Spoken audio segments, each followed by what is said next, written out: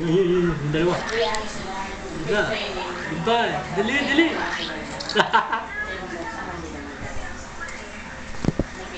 Yan. Yan. Hop. May score. Ouch. Pag ouch, talo. Pag ouch, game over. Pag ouch, game over.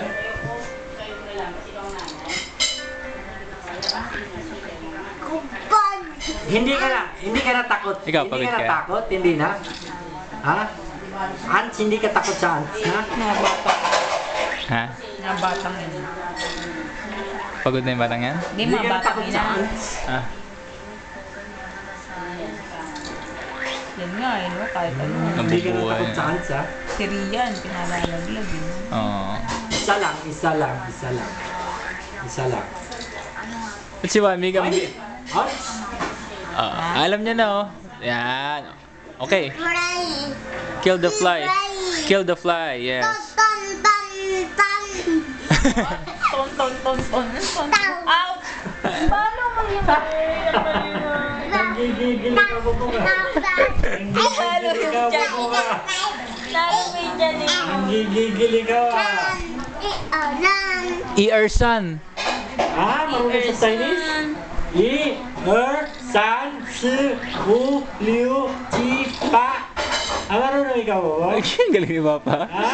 Marunong ikaw? Ang galing ni Papa, no? Alam niya yun. Turuan po siya nung ano eh. Matanda i-check doon. Tama, paturuan mo siya. Favorite siya eh. Paturuan mo siya. Tutuwa sa kanya yun eh. Bagay ano, maganda rin no. Yung taga-turo na lang. Punta siya no, tapos turuan siya.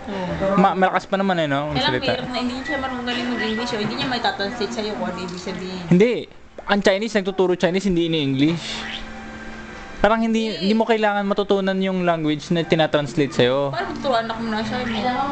Mas maano kasi... Wala, kailangan natin mag-aral. Hindi niya kailangan i-translate sa atin kung ano yung sinasabi sa assignment niya. Kasi hindi natin masasagot kapag tinranslate. Kaya nga, di ba, nagpapa-tutor. Kaya mahirap na ano. Mahirap nga din daw yung Hindi ka marunong magulang. yung magulang. Kasi Kaya nga. mahihirapan. Ay, patayin mo yun, yung ano, yung malaking ants. Big ants. Yan, yan, pwede yan, points. Oy!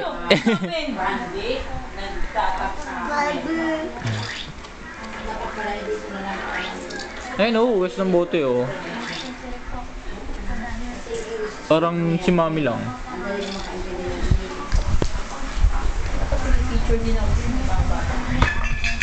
Wala pa, bumigay. Alin?